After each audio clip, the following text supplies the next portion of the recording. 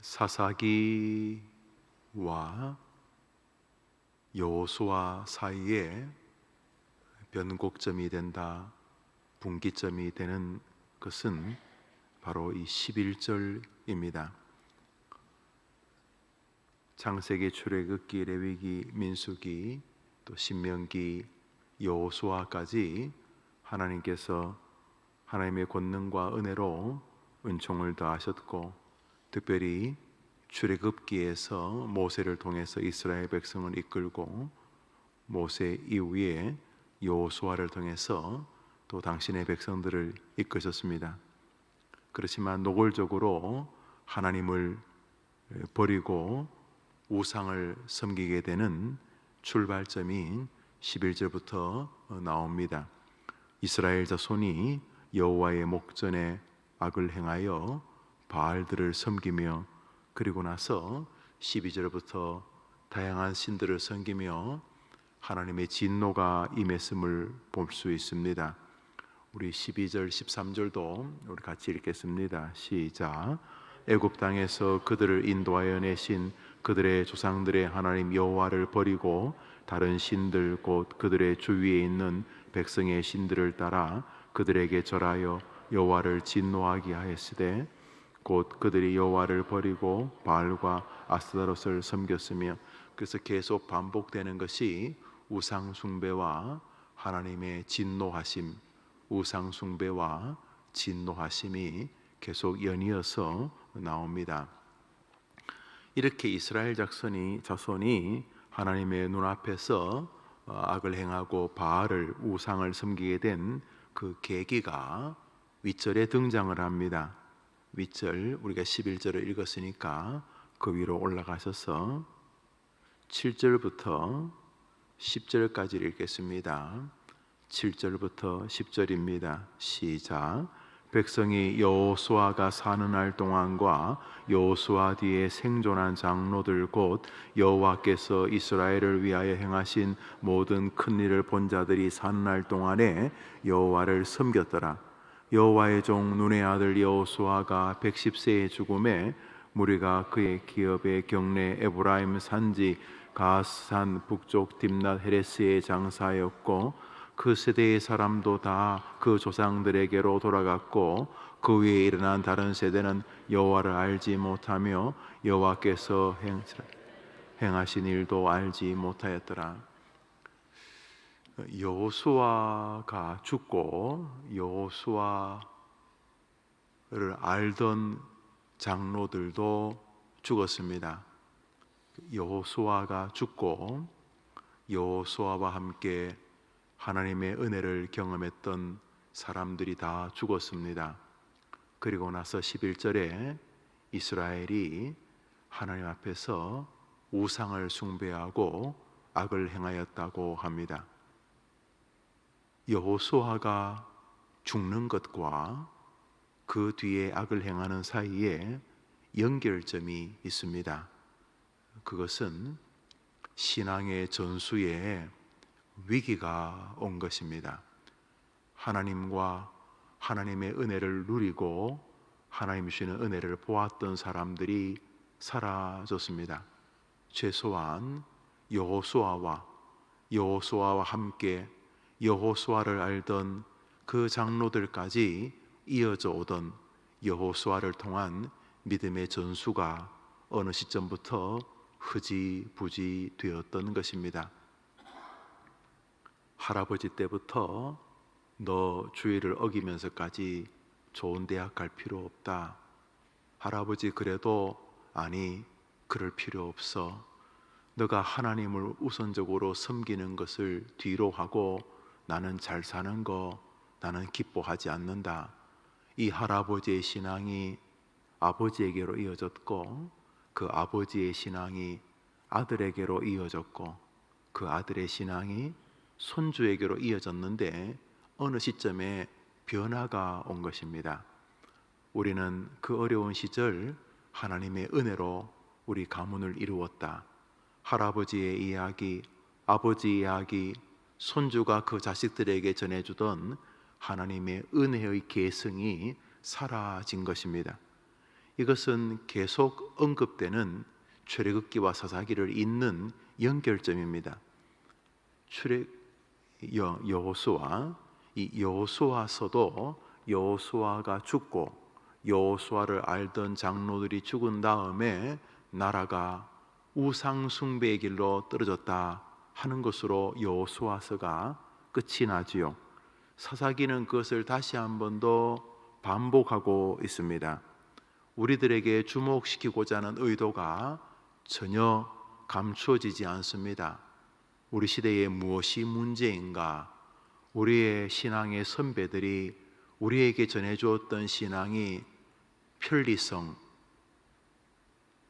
세월의 변화에 적응해야 된다는 황당하기 짝이 없는 논리들로 인해서 잘 살 것 같지만 더 잘 살지 못하게 되었습니다. 아십니까?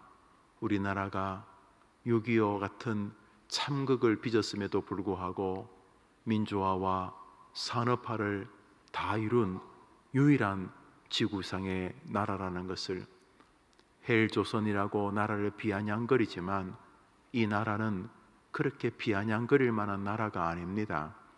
외국에 나가서 조금이라도 생활해 보신 분들은 우리나라가 선진국 그 어떤 나라보다도 우수함을 많이 가지고 있는 것을 볼 수가 있습니다. 물론 갑자기 다른 나라들이 몇백 년 걸쳐서 이루던 일을 몇십 년 만에 이루었으니까 갑자기 아이가 천천히 크지 않고 몇 해 만에 다른 사람보다 더 많이 컸으니 일명 압축 성장이 준 몇 가지 문제점이 없는 것은 아니지만 그럼에도 불구하고 우수함은 굉장히 많습니다. 그러나 그 우수함의 질에는 몇 가지 문제가 있는데 바로 우리 그리스도인들의 신앙적 태도입니다.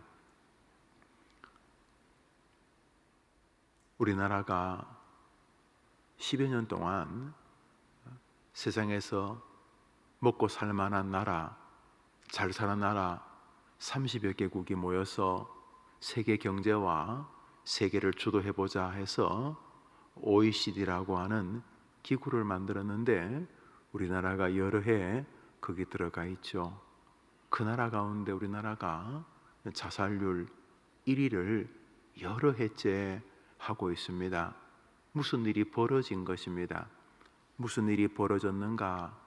신앙적 힘이 조국 교회를 많이 떠나버린 것입니다. 여러 이유가 있습니다만 오늘 본문에 의하면 신앙의 계승에 문제가 생긴 것입니다. 내 자식은 괜찮기를 기대하지만 안 괜찮겠지요. 성경이 하나님의 은혜를 알고 누리고 본 것을 경험했던 세대가 지난 다음에 이런 참혹함이 왔으니 우리들 가문도 큰 차이가 없겠지요. 미꾸라지 빠져나가듯이 우리 집안만 빠져나가기를 기대하시겠지만 불가능하시겠죠. 우리 하나님께서 어제나 오늘이나 영원토록 동일하시기 때문에 여호수아가 우리에게 남기고자 하는 진리를 우리들도 동일하게 받지 않겠습니까? 여기 보면은 여호수아와 여호수아를 알던 장로들이 살아있는 동안은 이스라엘 백성이 여호와를 섬겼다는 말은 무슨 말입니까? 그들은 끊임없이 사람들에게 하나님의 은혜와 하나님의 진리를 가르쳤습니다. 그런데 어느 시점에 그것이 끊어져 버렸습니다. 그리고 나서 슬픈 일이 벌어지게 되었던 것입니다. 신앙의 전수의 문제가 벌어진 것입니다. 사도행전 오늘자 날주 6장입니다. 사도행전 6장입니다. 오늘자 날주 사도행전 6장입니다.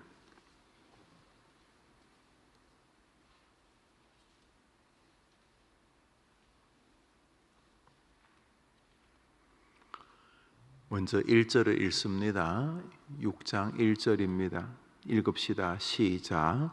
그때 제자가 더 많아졌는데 헬라파 유대인들이 자기의 과부들이 매일의 구제에 빠짐으로 히브리파 사람을 원망하니 초대교회에 무언가 곰팡이 같은 것이 피기 시작합니다. 무언가 그럴듯해 보이는데 교회에 사람들이 많아졌다고 성경이 말하지 않습니까? 제자가 교회에 더 많아졌는데 교회의 숫자는 많아지는데 어딘가 문제가 생겼습니다. 무슨 문제요? 원망과 불평이 교회 한쪽 구석을 장악하기 시작한 것입니다. 베드로를 비롯한 주님의 은혜를 직접 체험했던 이들이 생각합니다. 어딘가 잘못되었다. 교회가 모여가지고 원망이나 하고 불평이나 하면서 짧은 한 생애를 지나면 되겠습니까? 그래서 제 아들 베드로, 안드레, 야고보, 요한 같은 이들이 모여서 생각을 해냅니다. 무슨 생각을 해내는가? 6절 7절을 읽습니다. 6절 7절입니다. 시작. 사도들 앞에 세우니 사도들이 기도하고 그들에게 안수하니라.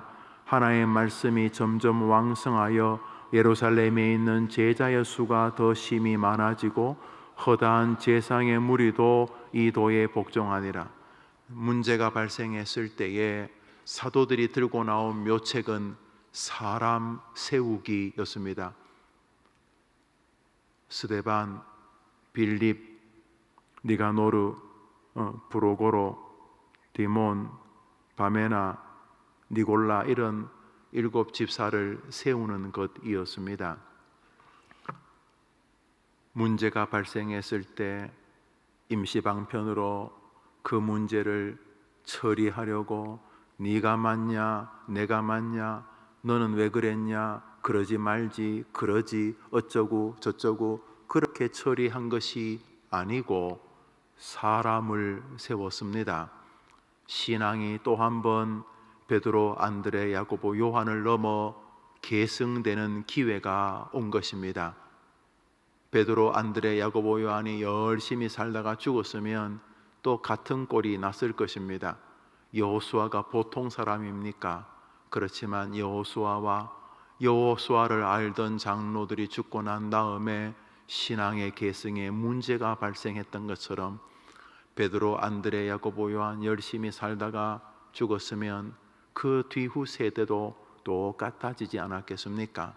문제가 발생했을 때에 그들은 사람을 세우자 믿음의 이 신앙이 계속 계승되게 하자 그래서 이들을 세웠습니다.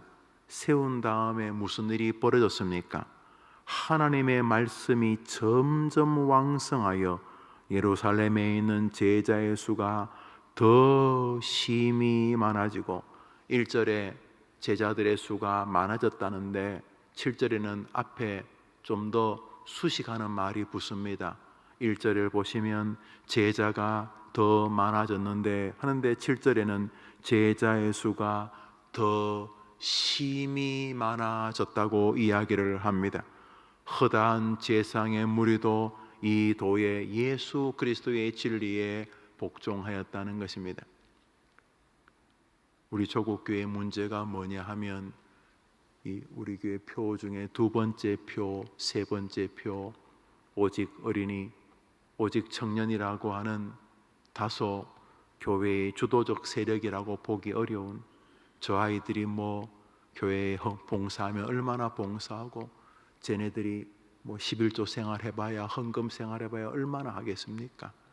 한국교회가 어른들을 열심히 섬기고 신방하고 설교하고 아침 저녁으로 불러서 새벽에 기도하고 수요일날 금요일날 기도하고 애를 많이 썼습니다.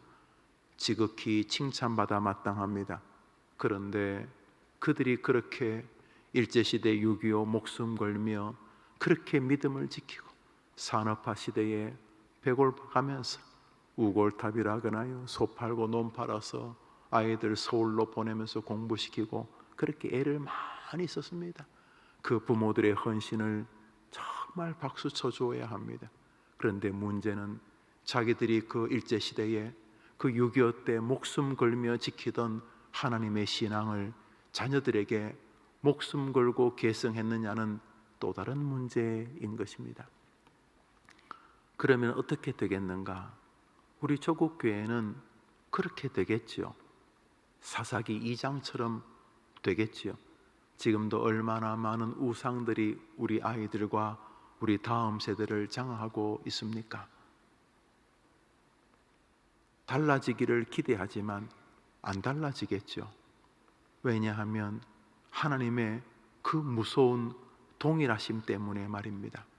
바꾸어 말하면 그럼에도 불구하고 우리 교회만이라도 아이들에게 힘을 써서 어른들이 어린 아이 한 명이 마치 어른 1000명같이 귀하고 꼭 내가 낳은 자식은 아니라 할지라도 교회 어린 청년들이 돌아다니면 대견하고 어떻게라도 지원해주고 싶고 격려해주고 싶고 그리고 너희들이 우리 조국교회의 미래다라고 말하면서 그 아이들을 격려해 간다면 동일하게 어떻게 해요? 제자들 베드로, 안드레, 야고보, 요한, 빌립, 바돌로메, 도메, 마테, 야고보, 다디오, 시몬 이런 그다음에 마띠아 같은 이런 12 제자들이 열심히 해도 열심히 했겠죠. 그들이 열심히 했는 것보다 더 좋은 결과가 그 신앙의 계보가 이어지도록 그 젊은 그 집사들을 세우고 또 교회 일꾼들을 세워가면서 어떻게 해요? 초대교회는 더 강력해져 갔던 것입니다. 하나님께서 우리 교회뿐 아니라 우리 인근의 교회들, 우리 조국의 교회가 다시금 우리의 믿음의 신앙을 계승해갈 믿음의 사람들을 세워가는 교회로 회복시켜 주시기를 간절히 원하는 것입니다. 사람을 세우는 일은 존귀한 것입니다. 오늘자 날주 마가복음 1장입니다. 오늘자 날주 마가복음 1장입니다.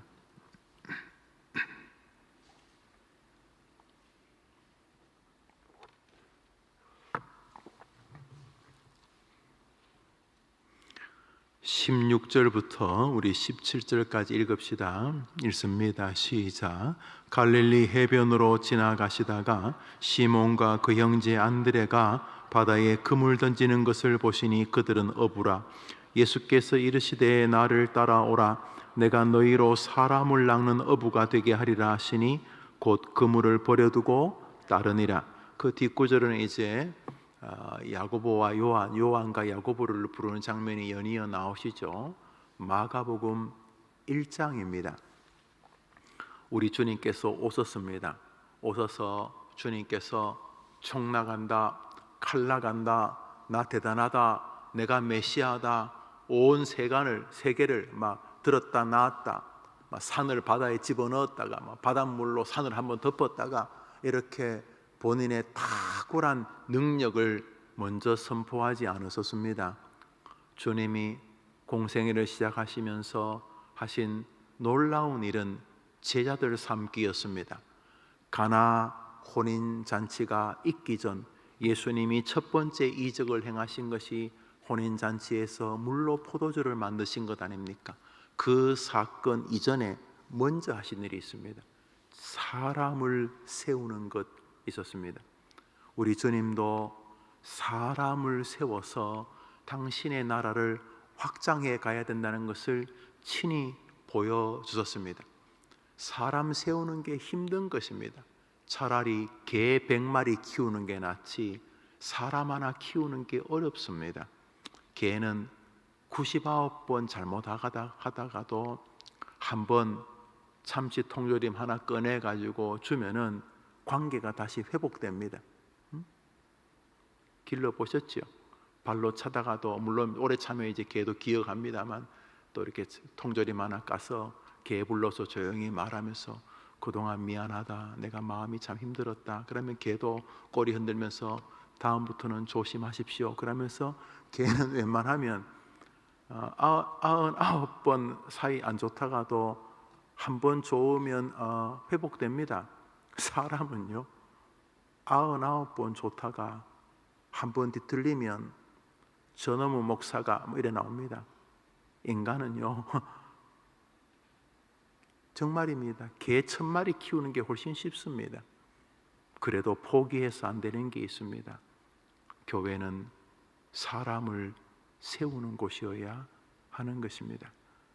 여호수아가 참 잘했는데, 정말로 여호수아는 최선을 다했는데, 그가 110세에 죽기 전에 세계먼덕 높은 바위에 서서 지나간 시절을 읊고 난 다음에 나는 하나님만 섬기겠다고 했을 때에 이스라엘 모든 백성이 110세 노인 여호수아의 권위에 압도되어서 우리도 하나님만 섬기겠다 그랬습니다. 그 다음에 여호수아 주니어가 나왔어야 되고 손자, 손자의 손자 같은 사람들이 계속 나와서 하나님의 진리에 대해서 말해 주었어야 했는데, 어느 시점인가 꽁 잡는 게 매다, 야 네가 세상에서 잘나야지 교회도 인정받는다, 이런 헛소리들을 장악하면서 교회가 이상해져 버리지 않았겠습니까? 결국 하나님의 진노 앞에 그들이 서고 말았던 것입니다. 우리 교단은 대한예수교 장로회 합동체 교단이고 굉장히 보수적인 교단이고 복음적인 교단입니다. 보수라고 해서 무언가 변화를 거부하는 진부하다는 의미가 아니라 기독교의 보수주의 신학을 리폼드, 개혁주의 신학이라고 부릅니다.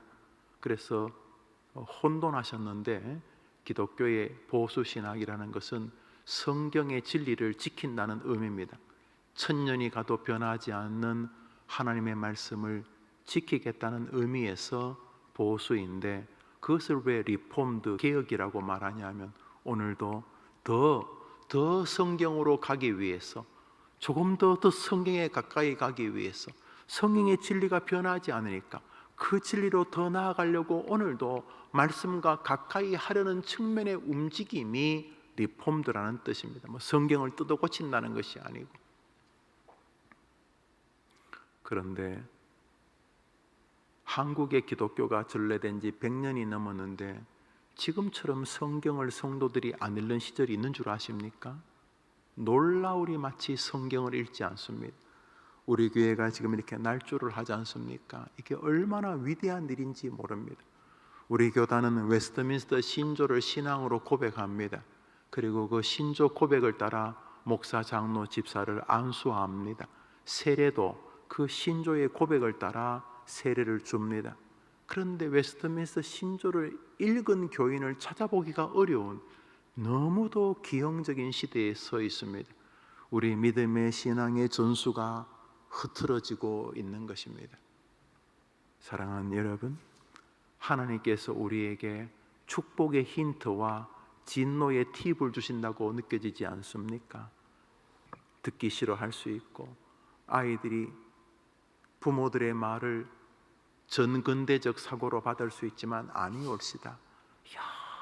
영원히 변함없는 진리는 하나님의 역사로 인생들이 살려진다는 것입니다. 우리 해림교회와 우리 성도들의 가정이 신앙이 계승되어지는 축복의 가정이 되기를 간절히 소원합니다. 특별히 우리 해림교회가 영아부, 유치부, 아동부, 청소년부, 청년부, 영어부, 그리고 이제 막 믿음의 걸음마리를 하는 북한에서 오신 152 명의 복음통일 소망부 우리 가족 모두가, 아니 우리 전교인 모두가 계속 신앙의 계승을 이어받고 또 그것을 자신의 후손들에게로 계승해가는 믿음의 계보가 이어지는 제너레이션 투 제너레이션, 세대와 세대를 이어가는, 그래서 윗세대의 신앙과 아들 세대의 신앙과 손자의 시대의 신앙이 단절되지 않는, 그래서 신앙이 계속 이어져가는 믿음의 교회가 되어지기를 원하는 것입니다. 우리 교회는 알다시피 어린아이들이 어른과 함께 예배를 드립니다. 아침 9시에 우리 초등부 아이들 수백 명이 우리 부모와 우리 조부모님들과 함께 예배를 합니다. 9시 예배, 아동부 예배입니다. 우리 중고등학생들이 11시에 자신의 부모와 자신의 조부모와 우리 어른들과 함께 청소년부 예배를 함께 드립니다. 저는 이것이 청교도들의 신앙이었을 뿐만 아니라 저의 신앙입니다.